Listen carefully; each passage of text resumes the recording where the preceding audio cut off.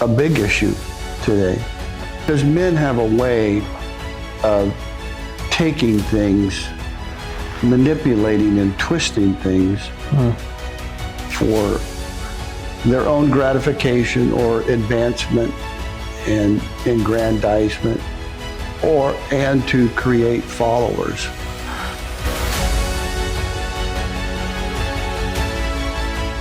We're back again.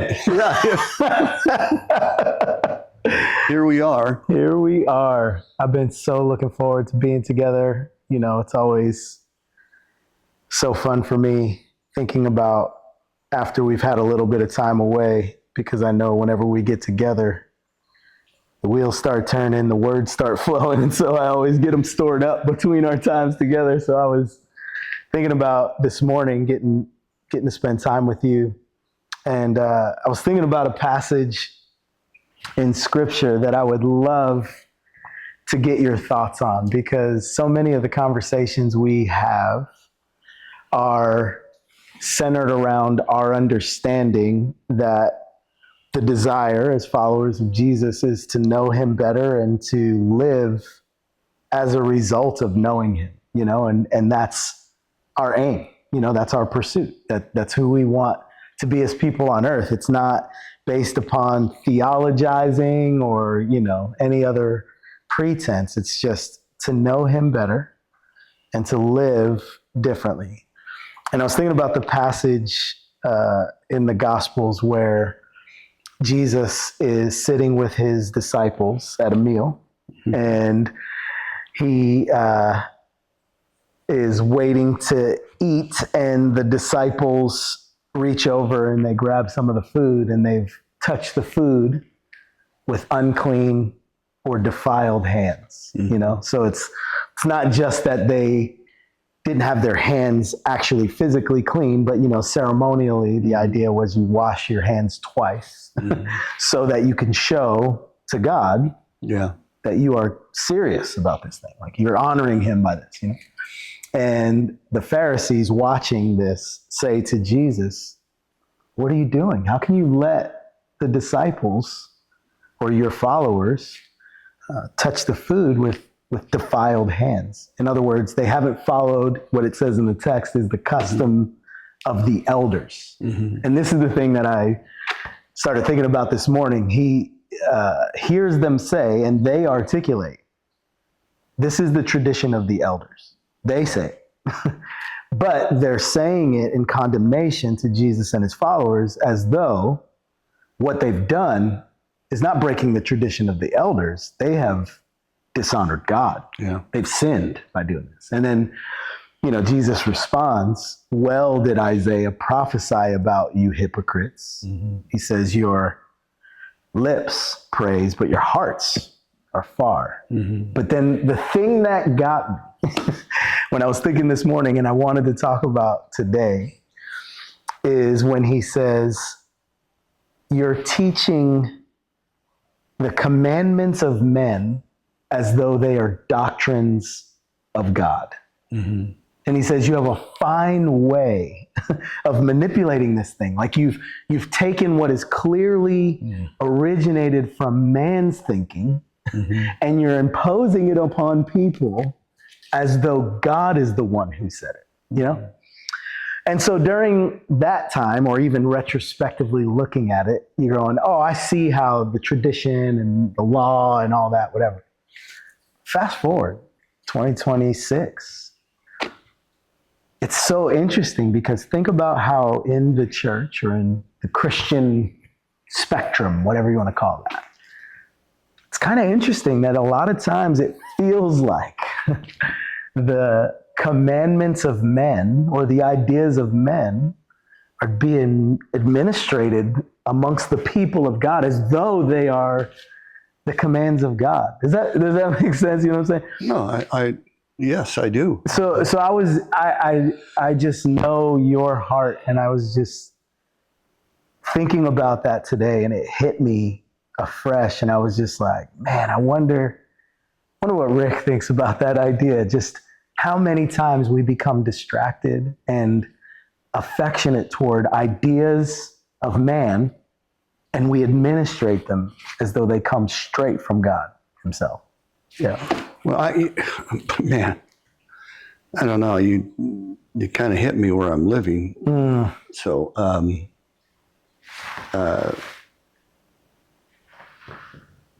I think it's a big issue today, as well as it was before, because men have a way of taking things, manipulating and twisting things for their own gratification or advancement and aggrandizement, and to create followers.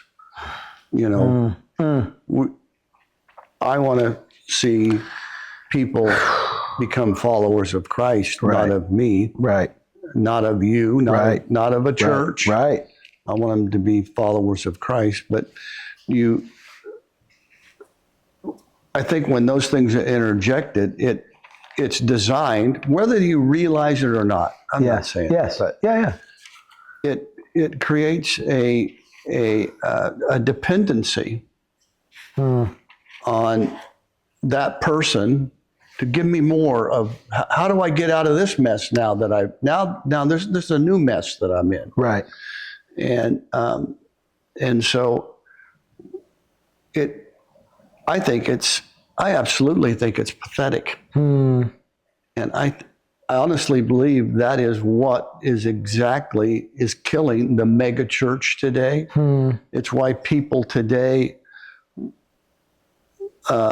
maybe not so my age group, because sometimes people get content, and even older people, they like hearing those type of things because, well, that's the way it was with me. I had to toe that line. I had to wash my hands 2 times, so you should have to wash your hands 2 times. And you know, go back to the prodigal. The story is about the prodigal. Well, it's really about the father. It's about the prodigal. But the hidden story behind it is about the son that stayed and served and whatnot. And he's mad. He's actually pissed off. At the fact that I've been serving you all this time. I've been following all your rules and whatnot. And now the party's for him. And the father says, you could have killed the fatted calf. You could have had all this is yours. It's already yours. You just never realized it, or, you know. I think the father's saying, did I withhold from you? I didn't. I had all this right here. It was all at your, but because I did, now I want you, he should have to. And you know, the more I'm in the middle of not in the middle, I just started. Debbie did it last year. She read the Bible through with, her name is Tara Lee. I can't remember her last name. But so many things in the Word, as we're going through it and we're reading it, listening to history, who is this written to? What is going on at the time? So that you get these Bible stories in context. And it's illuminating how much we go, well, the Pharisees, you know, God gave them 10 commandments, and then the Pharisees and the religious leader gave them how many? 400 and something, or whatever it is. I can't remember how many more to pile on top of it, and so forth. And I often wonder, you know, the simplicity of the gospel and the wonderment of the transforming power of the gospel of Jesus Christ. And yet we have people saying, but you have to wash your hands. But yet you have to do this. But yet you have to. Yes, but. When the but is thrown in behind it, it's like, what? You know, you pick up on a word. I was reading the other day. What was I reading? Where was I reading? I don't remember. But it said, for this reason, the word for, you should go back and read what preceded it. Yeah. Because it goes, for this, well, this is As a result of. As a result of. Yeah, sure. And so many things are, as I'm reading it, even reading Solomon, Proverbs, Job, there's things that we have taken in there, and we go, well, this is a promise of God. And you know what? It's not a promise of God. I'm going, why isn't that fulfilled right now? If it's a promise of God, then, but it's more of this is good advice. Yeah. On just flat how to live your life. Sure. Not that things are, you know. Yeah. I'm not calling on God in demanding that He fulfill His promise type thing. I'm going, you know, that's just good advice. As a general principle. That's a general principle. How Sure, to, you know, the one teach your child in the way to go, and you know. Yeah, sure. He'll. Well, how many? If that's a promise of God, if that is a promise of God, then why is it that we have prodigals, children that wander? Why is it? Yeah, it's interesting. Well, wait a minute. It's just a matter of fact that if you teach them, if you're presenting and teaching them these concepts and these precepts of living, they still have a choice. Man, they still have. It's not the God. God isn't. You know, I know that He orchestrates our lives, and so forth. I want it. I'm depending on it. Yeah. I don't want to orchestrate my life. Absolutely. So, I think that is those type of things, those pharisaical issues, are what many people today go, I don't want that. Yeah. You know what I want? I want relationship. I want true relationship. I want true relationship in friendships. Yeah. I want true relationships in you know, in every all these aspects. So, yeah. You know, it's interesting that you said that. I that's what was making me so curious this morning when I was thinking about that passage, just the idea that, you know, so many things come to mind. You know, there are important things that we give our lives to, and those important things are valuable and are worth our attention. You know, what we think about civic issues and political issues, like those are important things for human people to pay attention to.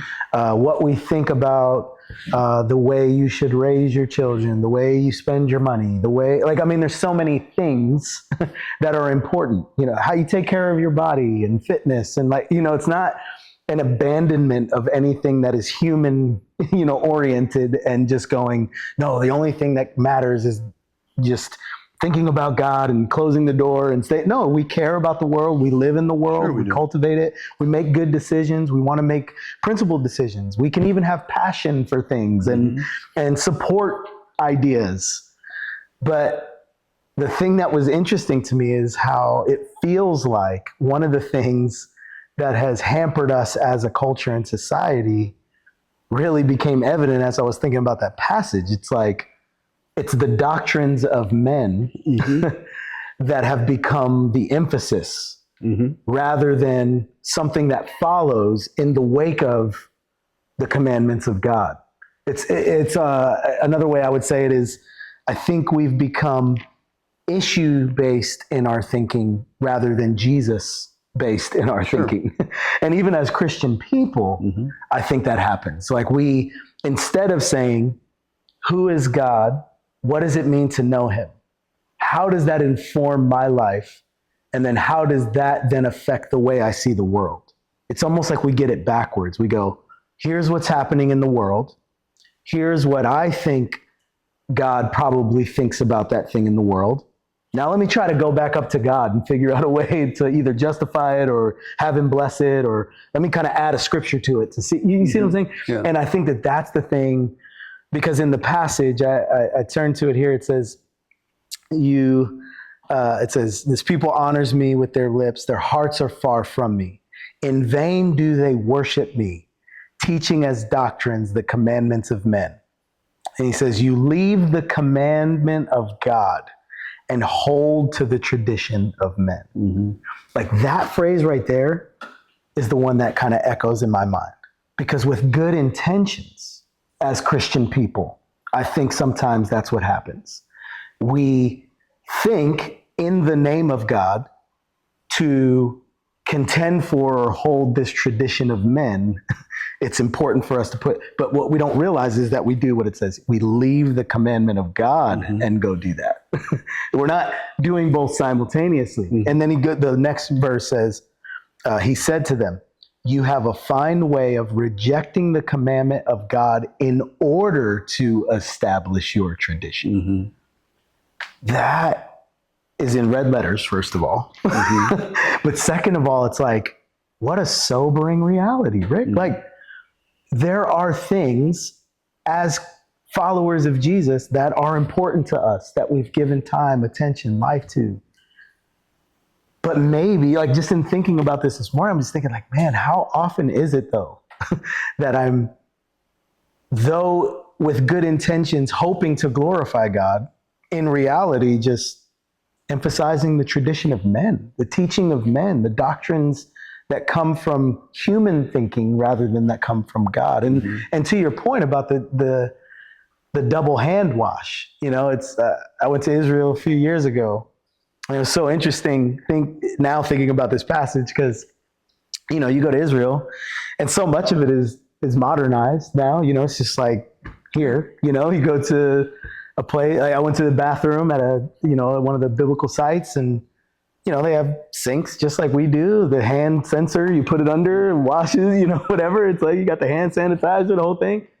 But they still have a cup on a chain right there. You do the whole thing. Don't touch anything, But to be ceremonially clean, you got to grab this silver cup, fill it up with the water, and wash again. And I'm saying that, I guess, to bridge the idea. I think if we're tempted to maybe go, well, that was back then. Like, you're reaching, you're trying to build a bridge between an idea that Jesus was addressing with the Pharisees. It was Pharisaical thinking, but no, it's like we still operate this way as human people. How much of it do you think is see, I want to be cognizant of God constantly. I want to have that. And so some of these things like that are traditions, I think are very good. In that, because I could just see myself, why am I washing my hands again? It's just a reminder that God. That's right. Of God. That's God, right, man. Of God, my Father. Am I doing it to receive something? That's right. Or am I doing it just because I want to honor him, or So something good. of that nature? That's so good. Well, and if Jesus, some of these things that are traditions are totally in opposition to God. That's right. I think. Yeah. I just watch. What's the Azusa Street black man? What's Seymour? Was his name Seymour? Yeah, it's I just watched a documentary about him, about this black man who had a hunger for God and God's presence. That's what he hungered for, was his presence. Okay. That's why he prayed for his presence. And he went to some seminary. This is right after the Civil War, or Civil War was still mindful of it. There's effects of it. Sure. And he couldn't go into the classroom of the seminary. This is what kills me. This is the kind of stuff that I just think, what were these people? Because it was white, he had to sit outside on a bench, and they would crack the door open so he could hear, but he could not go in. I mean, you want to just throw up your hands. Yeah. And all he wants is more of God. That's all he wants. He just wants more of his presence or community and to walk in fellowship with him. And that's all he wants. He doesn't, and hearing the words that he says, does he complain? He doesn't complain or murmur about it. I would say, wait a minute, but wow, that's the way it is. He goes to another place, and a white guy kind of takes him under his wing, but when he goes there, he still can't go inside and enjoy he has to learn on the outside and so forth. And he gets invited to California to go to a place in California, and it's almost the same thing. Right. And they actually ask him to leave. And then he gets invited into somebody's home. And in that home setting, where he has the liberty, he just gets a box. And he kneels at a box and he prays in fellowshipping with the Lord. And all this stuff is then the power of the Holy Spirit comes. Not evangelic, but the Pentecostal movement is brought about, and the white guy whose seminary comes to see it, and he puts it down and tells him it's not of God and all this other kind of stuff. And why? Traditions. That's all. People steeped in traditions. Where I know that there was slavery in the Bible and so forth like that. But he makes a statement. I wish I could remember it verbatim when he told when that guy told him that I've come and I've observed, and this is not of God, and this and that and whatnot. And why wasn't it of God? Because the racial issue was gone. It was gone. They had a mingling of black, white, anybody and whatnot, all in fellowship over the presence of God. But this guy said it wasn't, and he said, you know what? What the Holy Spirit has done has taken away, bridged all those, or something like that, he says, or something to the guy. And then he keeps going, and he marries a gal, and over the course of the years, Azusa Street, this big blow up. Well, then there's people that go for, Paul said, or is it Paul or whatnot, said, some preach me for their own gain, doing this and whatnot. People came away with that. And you just see it destroy it. Doesn't destroy it. He stays kneeling, praying, fellowshipping with God. And it dwindles and dwindles and dwindles. And it's all, men corrupt everything. I'm just of that. And I don't want to be that way. I don't want to, that's not where, my holiness has been pronounced over me. I am not.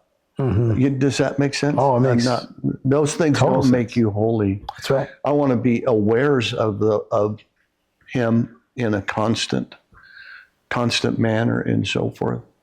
And so it's amazing. I told Lexi this morning, I said, I hope you've got something because I don't have anything. Yeah. This is touched on to me. So, Man, I think our next time we're gonna have to pick right back up because there's so many thoughts that come to my mind, and I think what you're saying at the end here and what we even started out talking about really does touch on a core issue of what I feel like is hampering so much of what we hope to be true about our journey with Jesus. So I look forward to next time Me too. talking a little bit more about this. Me too. Amen.